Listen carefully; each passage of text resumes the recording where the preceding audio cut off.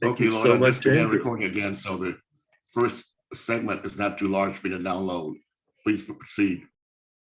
Yes, thank you very much. So I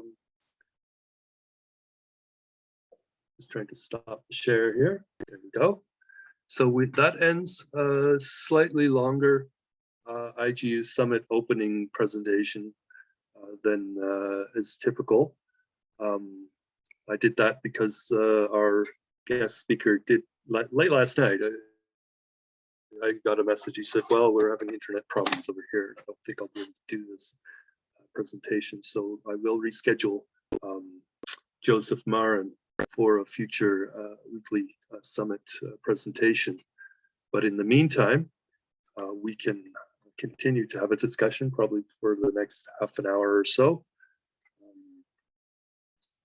or however we would like to do so, to discuss sort of how we are hopefully going to be trying to move together through these events. I wanted to mention that I am in the process right now of putting together our calendar. It's taken longer than I had expected because it's there are a lot of events, but I'm putting an online calendar together right now. Trying to, which is why part of the reason why right now as well I am putting at the beginning of every event those important events that are happening all the time every week. With this week, today, including World Wildlife Day, the World Interfaith Harmony Week, with the Wetlands Day yesterday, International Day of Human Fraternity tomorrow, and the International Day of Zero Tolerance for Female Genital Mutilation happening just one day before our next IGU Summit event. So I mentioned it now. But these important events are something that we like to make sure that people are aware of. So one second. Let's start perhaps by having people on our call introduce themselves as well, their organizations, and what they are doing in their local communities. So perhaps I could ask Gemma to begin if she's available to tell us about herself.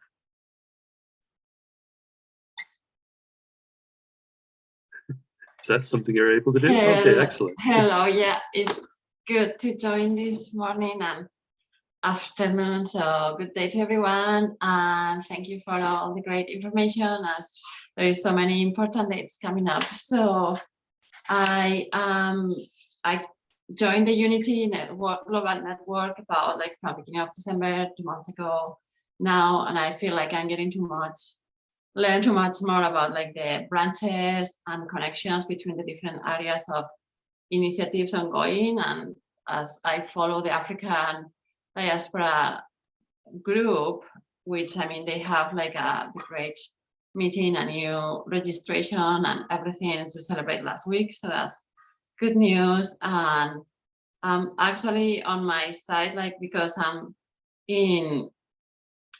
interested in learning more about like the Learning Hub, I know that I'm taking notes about everything that is going on, just to work with local groups, like establish some connections, hopefully to develop a CTP program garden in the area of Calgary, Alberta. So far I can say that, I mean,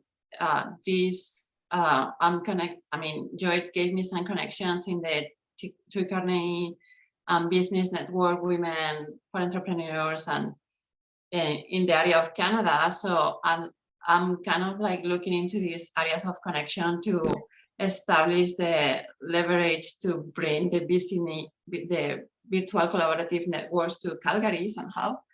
So far I hope to be able to report in this project on future meetings. Excellent, thank you very much.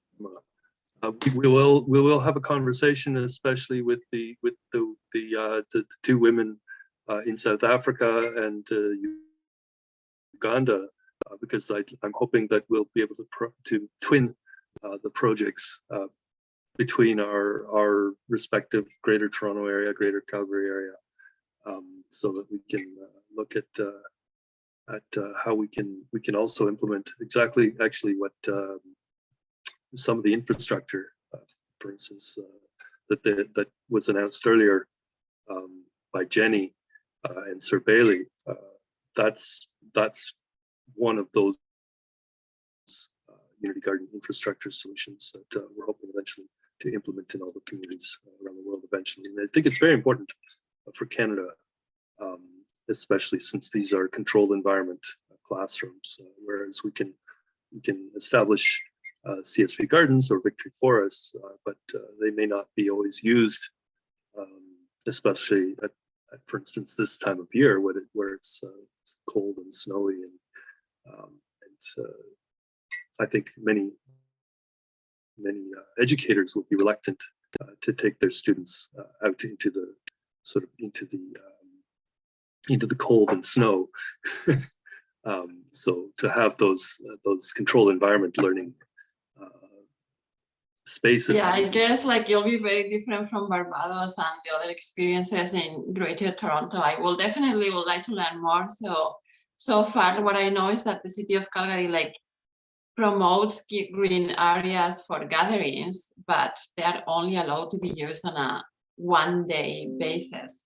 So far, like I mean, city of Calgary is the municipality, so they offer like tree planting ceremonies on Arbor Day, which is beginning of April, and they actually like they have like a I mean, so that day is like co-opacity is just given to other like institutional educations in Calgary or other agencies in Calgary.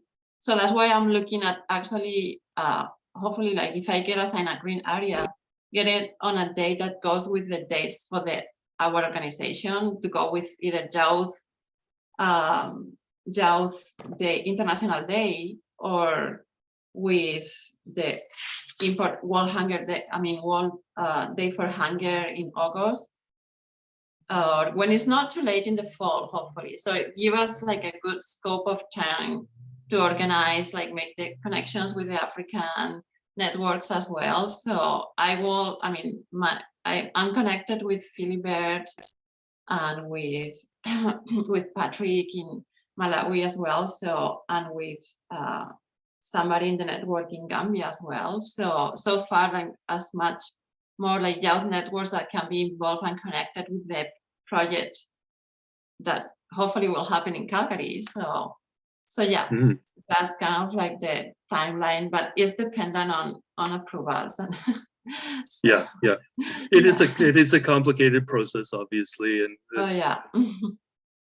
We're not expecting that there's going to be 100 of these in by the end of the year, but we're hopeful that there might be a dozen of them, perhaps. Oh, okay. Oh yeah, that would be good. That would be good if we can have like half a dozen at least in Africa, and then two or three, I hope, in Canada, and maybe a few more in other countries around the world. As we yeah, that would be really good. Yeah, good. Thank you. So I am seeing, who am I seeing? Susan. So we start with the women usually. Susan, are you able to unmute yourself and introduce yourself as well? Okay. Good evening, everyone. My name is Susan Yego. I work with the Ministry of Agriculture. I'm the Chief Agricultural Officer, and I'm also an agricultural engineer. I work mostly with the women groups, youth groups, 4K Club, and generally farmers. Right now, in the season that we are in Kenya, we are doing capacity building for farmers who are growing cash crops like pyrethrum, avocados, and the rest, like all cash crops. So we are kind of having training for them for capacity building. And for avocado farmers, we are also trying to tell the farmers to start citing the places where they are going to grow the avocado seedlings. We do have these seedlings being donated by the county, Nakuru County. They donate, we get donations from the county for the seedlings for the farmers. So they don't have to buy the tree seedlings, the avocado tree seedlings. So right now we have around 40,000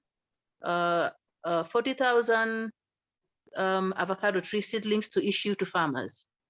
And we have to give them a bit of training so that they can be ready to plant them, but we tell them in advance to start digging the holes. We give them the spacing for digging the holes, and then they will attend the training. And after that, they'll be issued with the avocado seedlings. Then, because the year is beginning, we have not been having what do you call this? The agricultural international show. It's a trade fair. Because of COVID-19, we have not been having that trade fair for the last 3 years. So this year we are having our trade fair in agricultural activities. So it's going to be a very, very busy year for me. I'm also preparing to have my retirement, probably by end of this year, then beginning of next year, God willing, I'll be out of the service. With the UnityNet as project director, we have finished doing we have finished writing up a strategic plan for the 6 years, and it shall be submitted soon, probably by next week on Monday. That is all I could say for now. Thank you so much, Mr. Felfetti, and thank you for everyone for participating today. I would like to mention, Susan, for you as well, we should likely have you participating in this discussion around the development of a project that we would like to use as a showcase for the CTP program, and for developing, essentially, that what we're trying to do is develop a template that can be used by other members of our network for how to essentially establish a business, not necessarily a business plan, but a project plan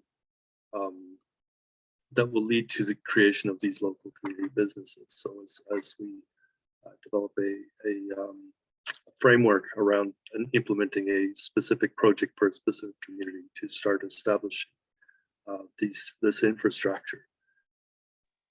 Okay, So I'll do that. And I forgot to. There's going to be.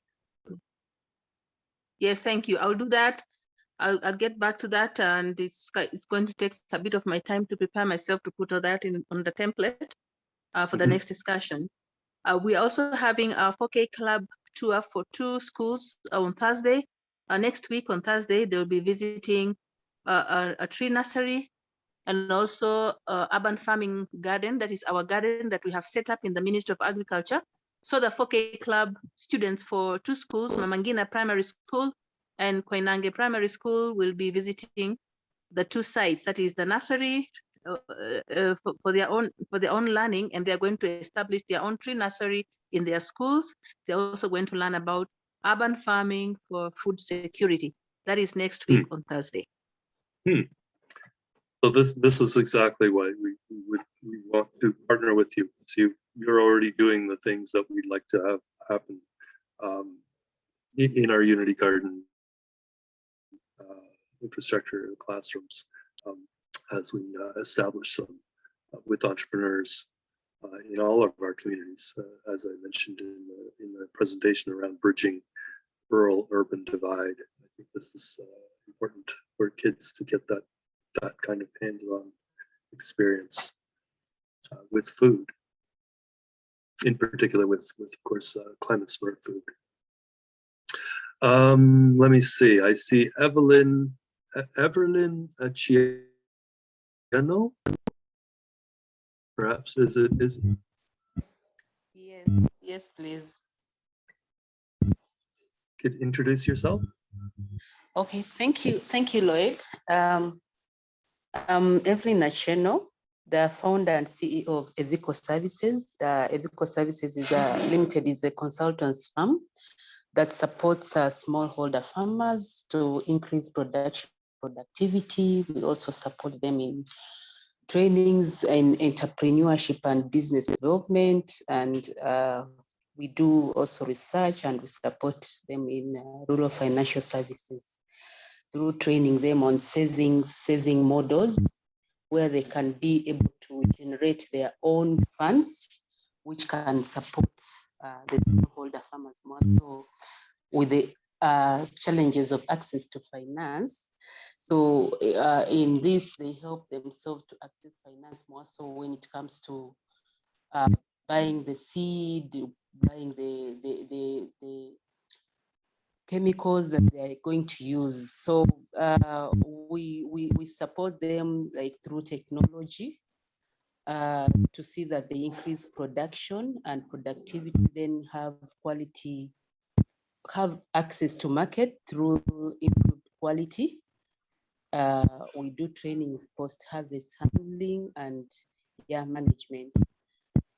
Yes, so basically I'm an agriculture entrepreneurship specialist who support also these farmers.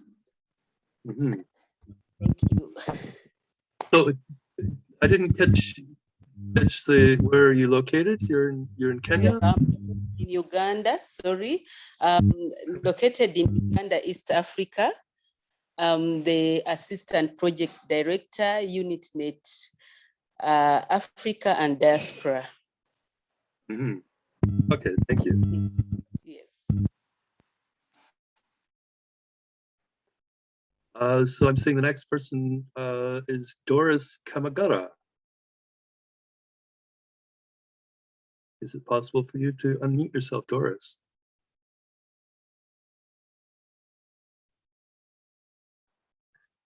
If not, then perhaps. Good evening. Good evening, everyone. I'm Doris Yes. Kamagala. I'm the Assistant Secretary, UnityNet African Diaspora, Uganda chapter.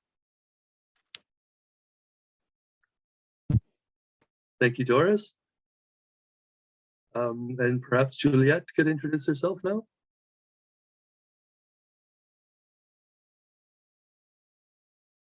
Unmute. Hi, good evening. Good evening, everyone. My name is Juliet Miabo. I'm based in South Africa. Yes, my background starts off mainly in the area of youth. I work as a coach, a sporting coach. And from working as a coach, I started working, and I also work in areas of youth development. Working with youth, it also incorporates the fact that we start with them as young, because the principle is before someone is a youth, they start off as a child. And the youth you get is influenced by the child that they were. So we also have a program that's called Tots and Kids that focuses on children from the ages of 2 up to 13. And we also look at a program for teenagers, which is one of the most challenging ones currently. But what we do is we look at how we can get youth to be the solution in various communities. So we work with local communities where youth play an active role in actually being the solution rather than being the problem. And we focus, as I said, we focus on children, we focus on the elderly, and we also focus on women, primarily women as within their role as mothers, women as also in empowering themselves. So we also work in areas of women empowerment through a program we call Imbogotoman. Yeah, but more than anything else, we I work with various communities within South Africa, the whole of South Africa, but mainly in Gauteng. We look at ways that we support children, women, and the elderly legally, with also psychosocial programs, because we always say it's one thing to feed a child or to feed somebody, but if they are not psychologically or psychosocially supported, they will fall into areas of abuse. Yes, but in a nutshell, that's what we do. I look at working with Emma, Malaika, and everyone else that will be working with other community garden programs. I'm excited also about the agricultural, the tree planting. But yeah, and we're currently experiencing load shedding or electricity is off in a lot of places in South Africa. So that is why you can see something at McDonald's to log into this meeting. But thank you for everyone. Thanks everyone for being here. And yeah, I'm glad and I look forward to working with all the people we're working with. Thank you. Thank you so much, Juliet. So Juliet is actually one of our key people, I think, as we move forward with some pilot projects. So we will continue working with Juliet to make the projects happen in Africa, but also make them happen everywhere around the world eventually. So we want to develop that framework. Let me see. So anybody else that I missed here? Beatrice Paz. Hi everyone, my name is Beatrice. I am based in Mexico City. I am from an indigenous background of Totonaca Nahuatl.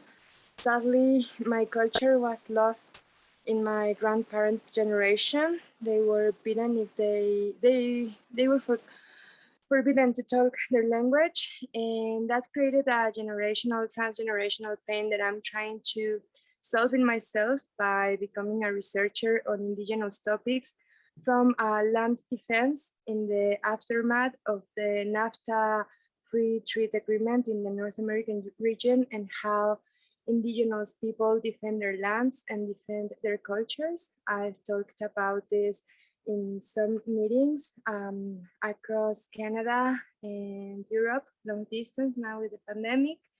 And right now I am developing a project for the Institute for Anarchy Studies from USA on how anarchist practices and some other prefigurative politics are impacting on the practices of indigenous people across the region. And I've worked with indigenous communities in Mexico to support them in their struggle for water and deforestation. So I'm very humbled to be around people working in so many levels, and I hope that I can get better as a researcher and also as an activist due these meetings. Thank you so much.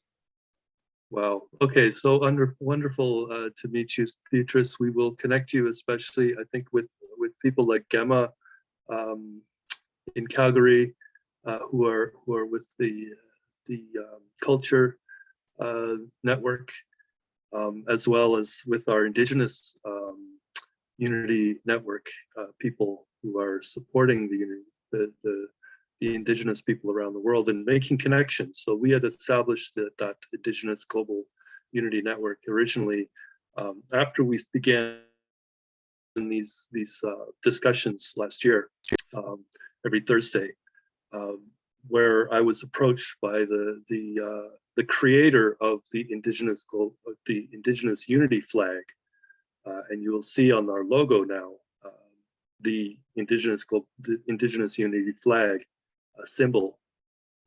So we are promoting. I am actually officially I'm a blogger on his website for the Indigenous Unity flag, where we actually are trying to also establish a connection between the indigenous communities of the Americas and the indigenous communities of Africa and Asia, Eurasia as well. So creating what we'd like to eventually create is a global unity, indigenous community that has influence, hopefully as influential as these historical sort of my representation, for instance, is with the Commonwealth of Nations and the Francophonie. So these are this historical organizations that were created by the colonists, that were created by the colonial powers, France and England. So these are global networks. They are multinational, multilateral organizations. So our intention is to create a similar type of very influential network of indigenous peoples from around the world. So with around 3,000 or so estimated indigenous communities in Africa alone, and at least I've heard between 3,000 and 5,000 indigenous communities in Asia and the Pacific and Oceania, plus all of the indigenous communities of the Americas, North and South. If we all come together and create a multinational organization that can have influence on the direction of our global economy and how we develop, I think there's a chance that we can create something that's important. I mean, it won't happen in the next year or two, but over the next decade, hopefully we can come together to create to have that voice at the now, of course, that UNDRIP is recognized by the UN. So the UN Declaration on the Rights of Indigenous People, which I've been notified, actually is even potentially more important a document than the UN, some of the other UN documents in terms of our rights and responsibilities. This document should be recognized as well. And I haven't mentioned that particular document in my presentations so far, but it is something that I will eventually introduce into the conversations, because it is very important that we recognize the rights of Indigenous people around the world. So thank you, Beatrice, very much. And I hope you put your contact information into the chat, and we'll get in touch and Thank you everyone. have conversations. Who have I missed? Jane, have you introduced yourself already? Not yet.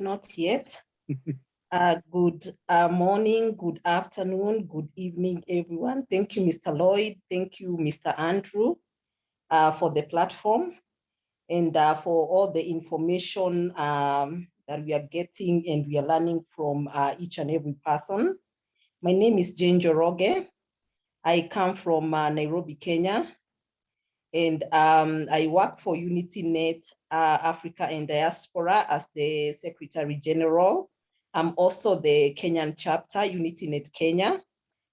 I am the president of UnityNet Kenya chapter, and my main focus, even as I do what I do, is on the rural woman.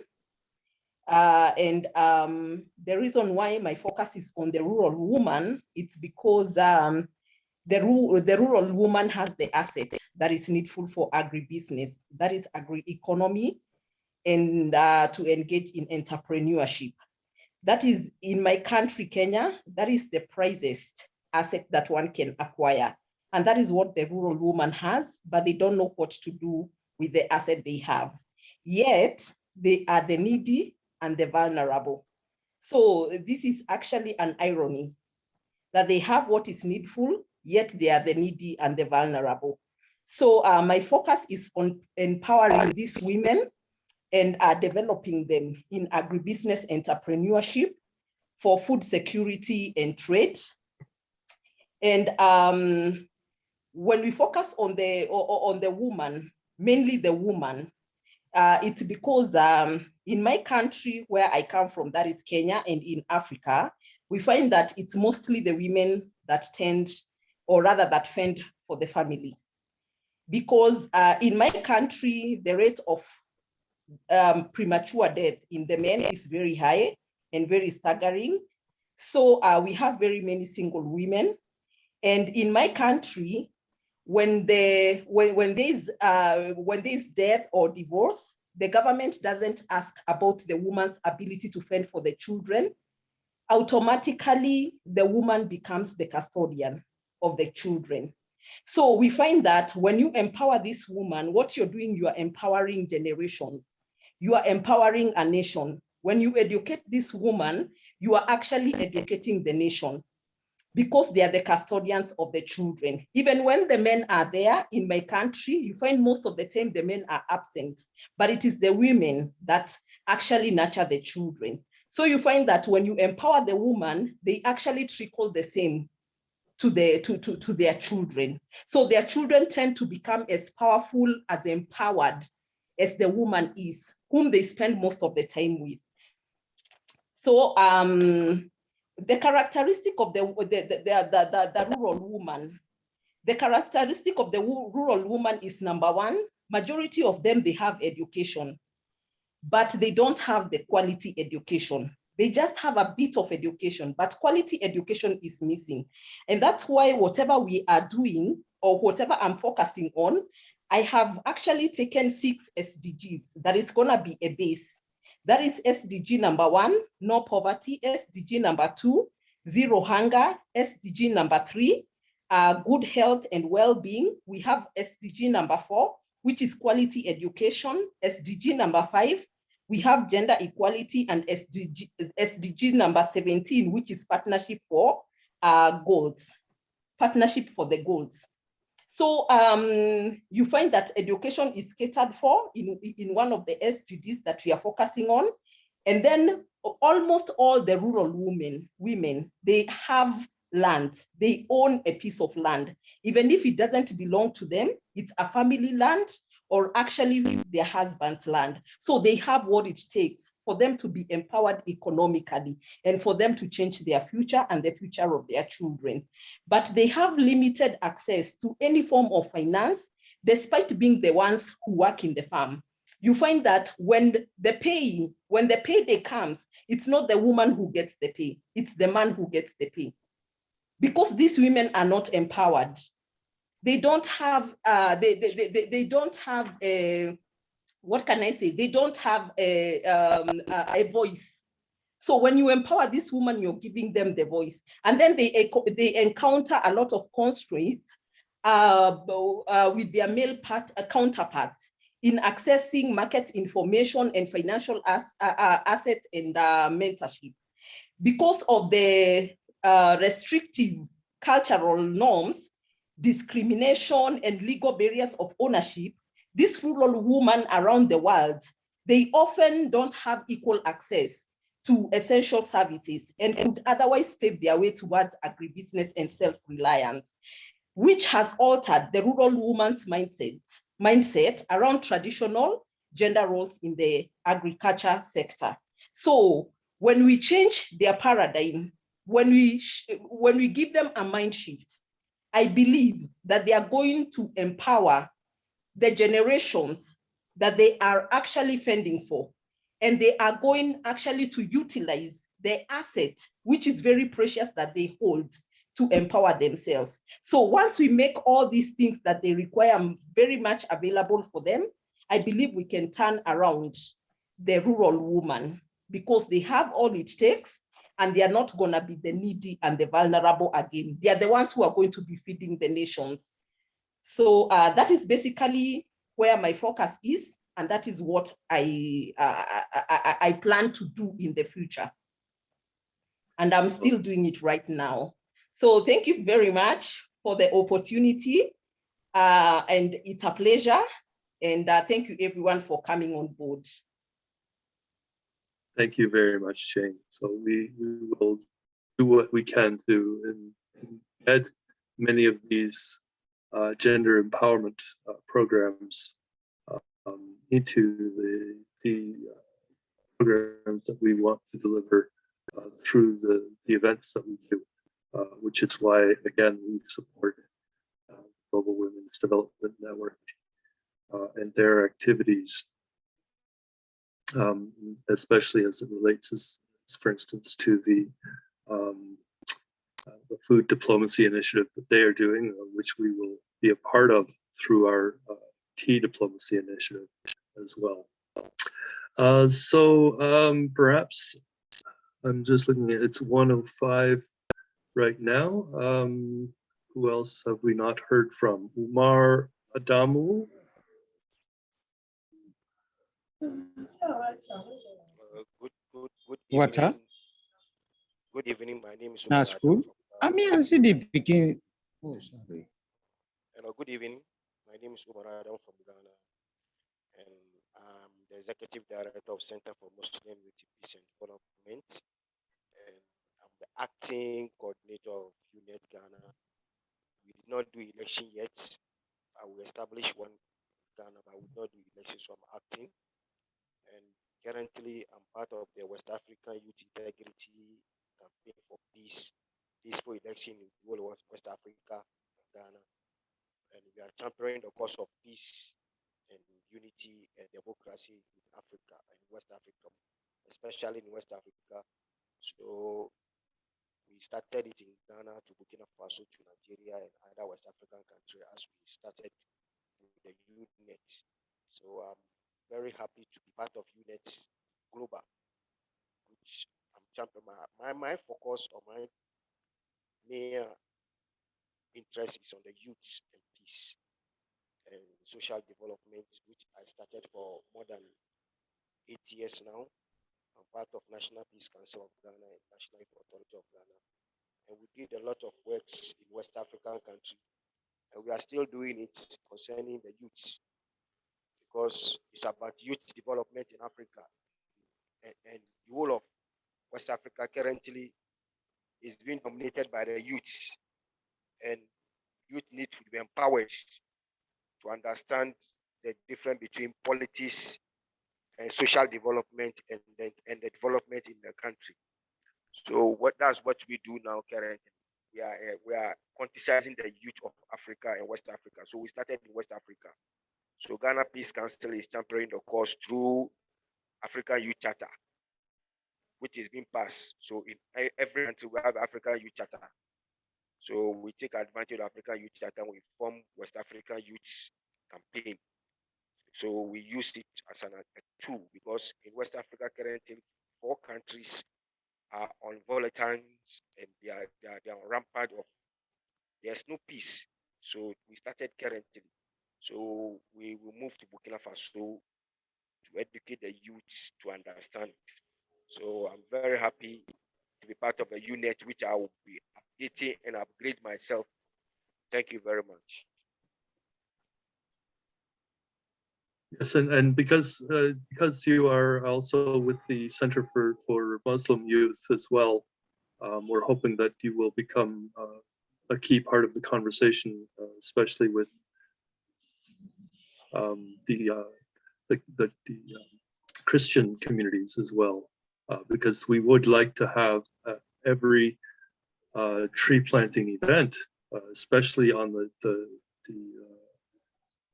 Abraham Project, I guess June 5th event. We would like to have representatives from all faiths in the local communities, if possible, at these tree planting events. And that is a key part of the HEPTA Matrix partnership, is the interfaith collaboration. Mr. Lloyd, to add more, I think in Ghana, last year we did a tree planting. We planted 100 million trees in Ghana. So I think the tree planting is part of the project that we submitted to UnityNet. That we intend to plant 150 million trees as a part of the climate change project. I think I forgot to add it. It's a tree planting is part of the project that we submitted to the UnityNet, which is in our action plan to plant 50 million trees within 6 years. So I forgot to add this one. Thank you very much. So what we need to do is to put that into a formal document and request for funding to implement those projects that each chapter would like to do, so that we can bring those to the members of the funding organizations and the corporations and the for instance, the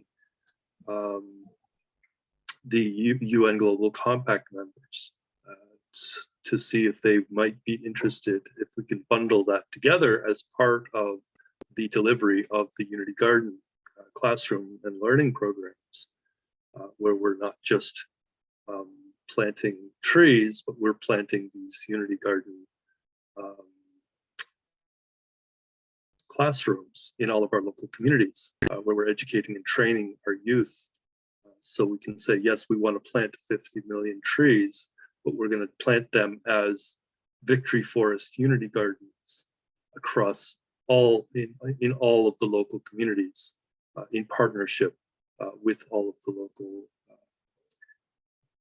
community organizations, and in partnership with the local government and the national government and these UN Global Compact members and civil society and the faith organizations. So this is the concept. Is we set a goal, 50 million trees. Now we need to put together a concept note and a plan that integrates into the overarching plan of delivering the education and training and establishing all of these learning centers, essentially, where we can educate an entire generation of youth in the solutions for achieving self-sufficiency and creating a regenerative economy. So this is part of the work that the continental chapter at UnityNet African Diaspora is doing, which is perhaps a good segue to introduce or ask Carlos if he may be able to introduce himself.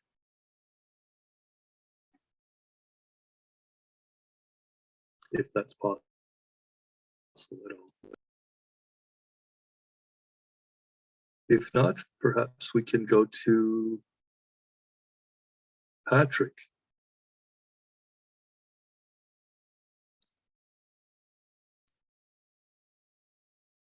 Or if not, hello, everyone. Oh, there he is. Yes, Patrick is here. So where are you everyone. from? I'm Patrick Nkoma. I'm coming from Malawi. I happen to be the representative, the president of UnityNet Malawi chapter, and also I am the project director for UnityNet African Diaspora. Yeah, so here in Malawi we are fine. We are fine. Of late, I've been in issues with my health, so I'm getting better.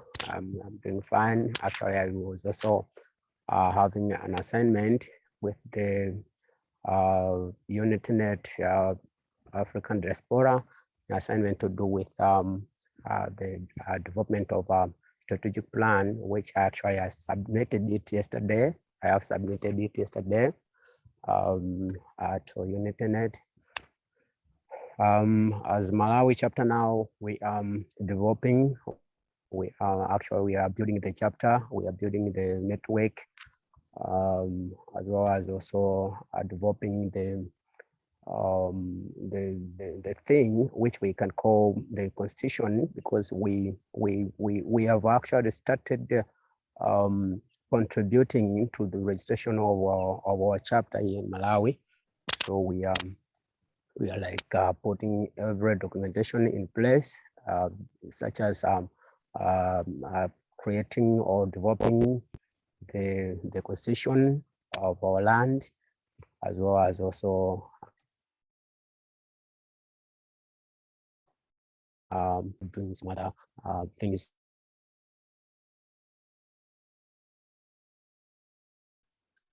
Okay, thank you very much, Patrick. So it's good that we do have representation from multiple countries in Africa here today. I was just noticing that Edgar Bajumula was just coming on the line with us right now.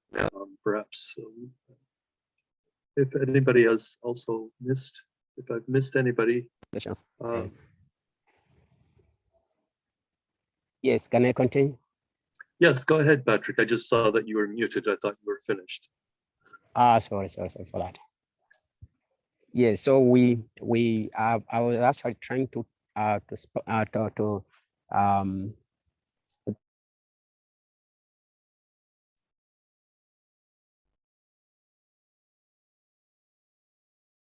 Patrick, we are losing your audio. So you're coming and going. So right now, can you hear me? Yeah, so now you're back again. Oh, I'm back. Okay, my network here is poor, so I'm sorry for that. Yes, we want to engage the Department of Forestry in Malawi, and also the environmental services here in Malawi, as well as other relevant institutions or authorities, so that we can gather information, like how many trees will be needed to be planted within our communities, like in the districts that we have here in Malawi, as well as a country. So we want to get information from the department as to how many the allocation of the planting will be like here in our chapter. So we will come with that information to you. I'll actually forward it to you back when we are finally after having met with them, and then we can also give you feedback on that. But we want to have this exercise a very brilliant exercise, so that we can accommodate everyone in our community in Malawi. Thank you. This is Patrick Nkoma again from Malawi. Thank you. Thank you, Patrick. This is actually important work that Patrick is doing to figure out just how many trees we can plant. I did an exercise, sort of an estimate of how many trees could actually be planted in Canada, and then I extrapolated those numbers to Africa, and of course Africa is just so enormous. But I came up with the number whereas Canada had pledged to plant 2 billion trees when Trudeau was first elected in 2015.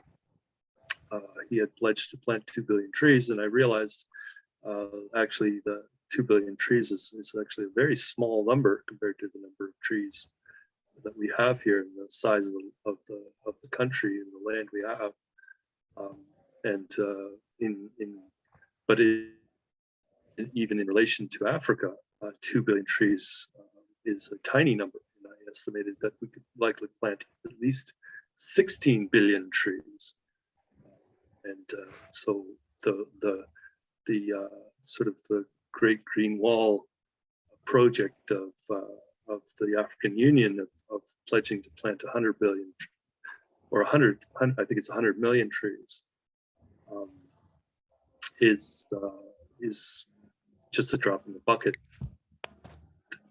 to how many trees that could potentially be planted, especially if they're planted in local communities as productive forests that can produce fruit and nuts and other things that are managed by our local humanitarian entrepreneurs as businesses, providing foods to local communities and regional and even beyond. So again, I'd like to see if I can ask Carlos if he'd like to come on the line and introduce himself as well again.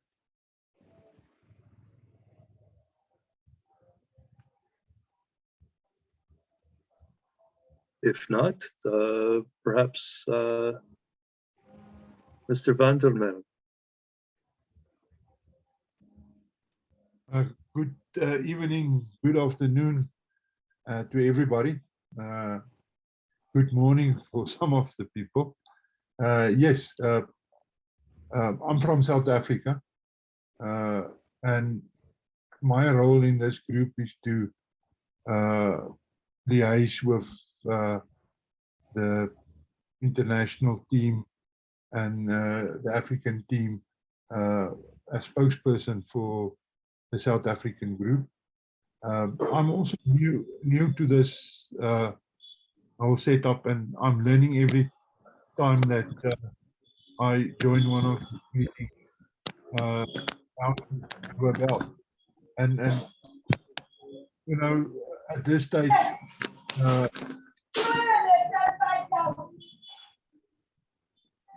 sorry, there's something else happening in a serious way somewhere in the world. But anyway, you know, we are in a flux of a lot of information at the moment, and things are progressing at a rapid speed all over the world, and to find out exactly where we are positioning ourselves and what's going to happen next is not always that easy. You know, my first question is always, you know, how do we link the available aid to the enterprises on the ground? You know, what is that process? How do we go about? You know, if you go to a commercial bank, they've got a set of forms that you fill in and they check your collateral, and you know, you walk out there with a yes or a no. In our case, at this stage, I don't know what that forms look like. I don't know what is the prerequisites and how do people qualify and groups of people qualify for aid. I've investigated other groups in the world and look at their philosophies and principles, but I can't find ours. I can't see, you know, how do we get to the point where you know, we actually are assisting anybody. The other thing, of course, is also to the ingenuity that's required in this whole process. You know, with global warming playing such a big role, and Africa is definitely experiencing global warming to the highest extent in the world at this stage already. And, you know, we can't wait till everything is gone before we start reacting. So there is definitely things that we need to do. You know, we definitely need to, especially in Southern Africa. You know, Southern Africa is largely a desert. It's a well-kept desert. And the challenge is to manage this desert is just going to get more difficult and more difficult. And you know, although we had very good summer rains this year, we've experienced terrible droughts in this country. And you know, the smart application of water, the way that we are feeding the nation and all those type of things needs to be considered. And unemployment in South Africa is unfortunately very, very high. And, you know, to sustain families with aid and whatever without creating a situation where we move from, you know, aid to profit, from aid to self-sustainability is a very important thing that we will have to address in South Africa. And it's important that we continue this diplomacy. It's important that we are open for advice from the rest of the world and make sure that the rest of the world understand what we are grappling with, especially in Southern Africa. I mean, the other thing that bothers me a lot in Africa is the state of our lakes in Africa. And you know, even the coastlines and the piracy that we are seeing at sea, and you know, reaping our fish and all those type of things. I think that we will have to give some serious attention to those type of things. And then we need to be able to demonstrate, and we need to be able to train the trainer. We need to emphasize the fact that knowledge is key, and skilled people can make a difference. But we need to upskill these people. We need to put a lot of effort into technology demonstration. You know, technology demonstration parks are very expensive, but I think that if you do it right, it can assist with sustainability. It can assist with, you know, educating, training, and upskilling people. And I think that is the type of things that we would like to focus on, to make sure that, you know, first of all, food security for Africa. That's the important thing. And firstly, we need to start this production exclusively for local sales so that we can feed our people. The upside is that if we are successful, we are going to create those employment opportunities that is so needed. And one can go on and we can talk about research and demonstration and extension and training and so forth. But the crux of the matter is we need to move over to implementation. I like the words that you used earlier tonight with Susan to say we need to start doing project planning. We need to connect the people, the money, and the machines so that we can get going. And you know, I would like to put up my hand to assist and see how I can add to that equation to make it happen. Thank you very much. Well, I will invite you as well to have a conversation. So in the chat today was also the connection to the Women in Feminist Network, where we're beginning some of those conversations, specific demonstration projects that we'd like to develop. And for you as well, being in South Africa, I think it works because those are the two jurisdictions where we're likely going to start. We're looking at three, potentially 3 communities in 3 countries, possibly just to in order to develop that template for let's say a fundable project proposal that we can now bring to the private sector or whatever potential funding organizations are out there looking for projects, because the money is out there. I think there's a matter of, it's just looking, they're looking for fundable projects that can be implemented where there are experts and people who are passionate and willing to move forward, and everything's in place, but they can just slap down the money and move it into implementation. Lloyd, if I may. Yes, I was going to say, Andrew, you're the last person probably who has not spoken to, so let's finish it up. Well, thank you so much. I want to refer back to something that you mentioned earlier about the United Nations Global Compact. And for those of you who do not know, the United Nations Global Compact is headed up by the General Secretary of the United Nations. He's the chairperson of that. It was actually Kofi Annan who originally launched this back in 2000, alongside the United Nations Millennium Development Goals. So what you have on your screen to the left, if you'll see, that top map shows where the countries where people are most likely to die from the adverse impact of climate change. And yes, Africa is certainly a hotspot. At the bottom, you'll find an overlay of those countries where you have the most and least number of United Nations Global Compacts. That too targets Africa as that place where there are the least number of local networks and the place where people are most likely to die from the adverse impacts of climate change. On the right-hand side of this illustration is a map of the African Sustainable Development Map. In the right-hand column are those 17 Sustainable Development Goals. But at the bottom, you'll find the 20 targets for the African Union's Agenda 2063.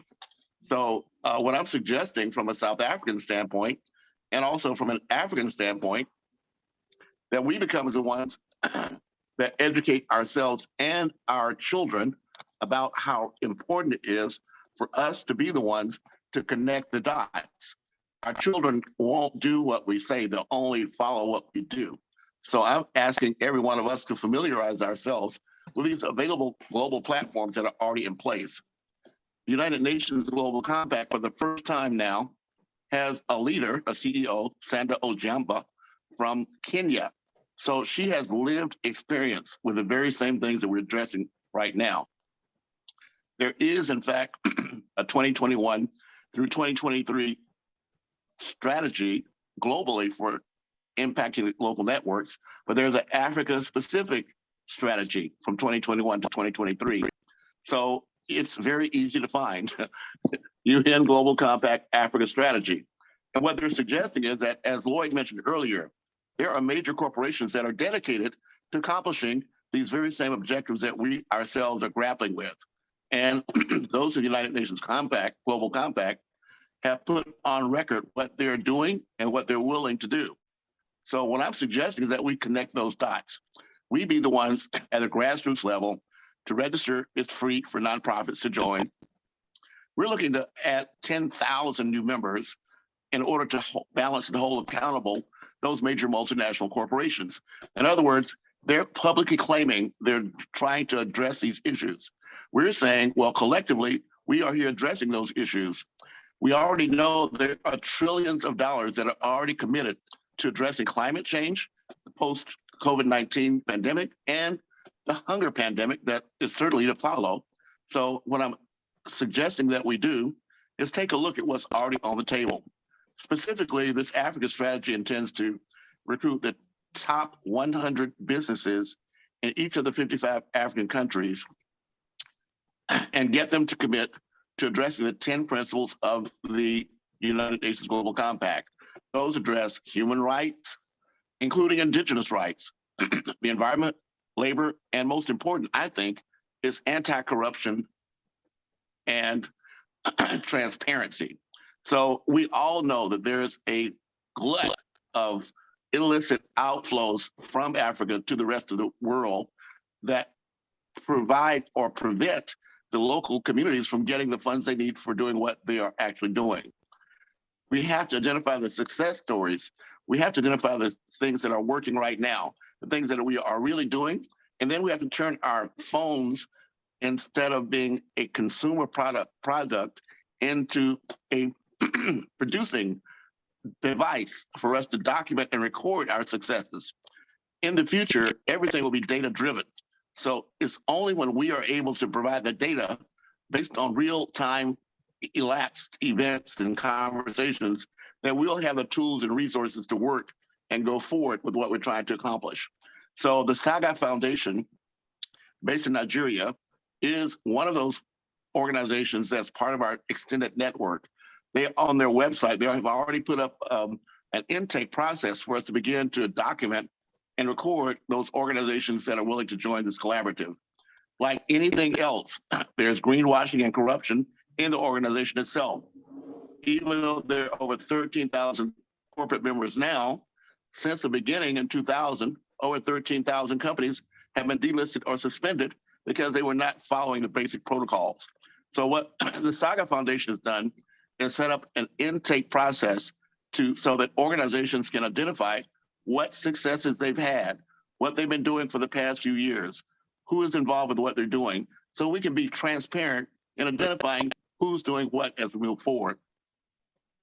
So perhaps, Lloyd, I can have a time in the future to provide an intake process for the team here as we move forward.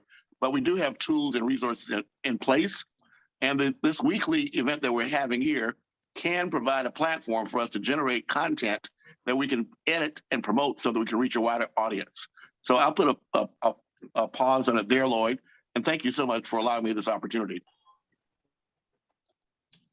Thank you so much, Andrew. Actually, that's such a vital part of this discussion as we move forward, because it's something that we should not be forgetting. And I actually plan on actually including that in the IGU Summit at some point, at least one slide on that. And we should probably have you coming on and doing a presentation about that specifically, so people can really understand the details of how to. And let's build this network of grassroots organizations who are members of that UN Global Compact.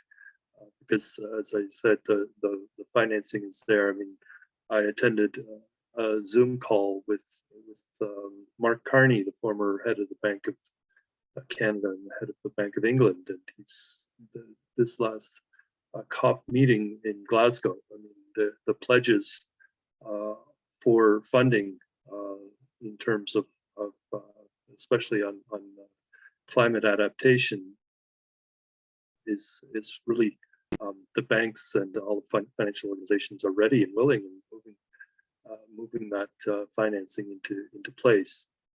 So we just need to organize ourselves as best we can so we can tap into that. Well, if I may, Lloyd, that's exactly what my point is.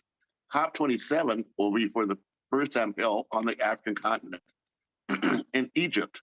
So it's really, but as you may know, none of the countries that made these $1 trillion commitments, well, actually it was $100 billion commitment by 2020, that has not been accomplished. And of course, we can blame the pandemic and other factors. But as these companies and countries gear up, I say we have to be the ones to put ourselves in the route or in the distribution network or in the system so that we can then qualify to be considered. And also, as we have all been talking about, be prepared to have transparent financial data and also accountability as we move forward. So hopefully we can address this issue as well. Thank you. Yeah, so we do have a small team right now. We call UnityNet Finance. So they are discussing these issues. There are some people that are very qualified to have these discussions, but we will want to expand that network with anybody that has some kind of financial background and in terms of establishing our network. We want these to be very solidly in place so that where we move forward in submitting these proposals to do projects, they will be taken very seriously by those who are saying they would like to finance the solutions.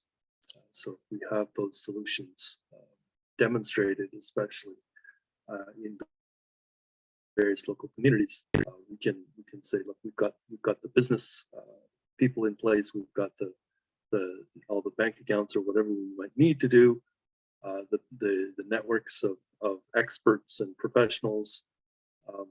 We can do this because we've got our network of people on the ground.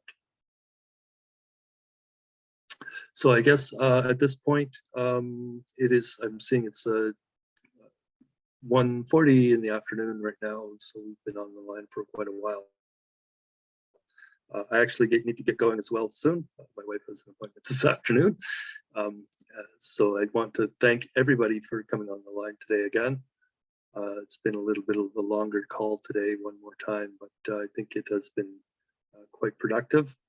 We will move forward and we'll hopefully be seeing you again next week. So thank you all. And if you would like to save the chat, go to the 3 dots at the bottom of the Zoom window, press those 3 dots and you will see a little window that will come up that says save chat. So we can now end our Indigenous Unity Summit for today. And I hope to continue our conversations every week, and throughout the week we will move forward on our various plans and projects. Well, thank you so much. And as a closing note, tomorrow is World Human Fraternity Day. And one of our founding partners with the Ad Hoc International Advisory Board of Goodwill Ambassadors, Genesis Silva, is hosting a World Human Fraternity Day global dialogue on fraternity and the new normal for sustainable social transformation. So if any of you are friends of me on Facebook, that's my cover. Also in the AHIABGA network group, that also is a cover. So everyone's invited, and we thank you so much. with that, I'm going to end the call today. Lloyd, thank you so much for your time, and we'll look forward to seeing everyone next week. Thank you, Andrew. Thank you. Good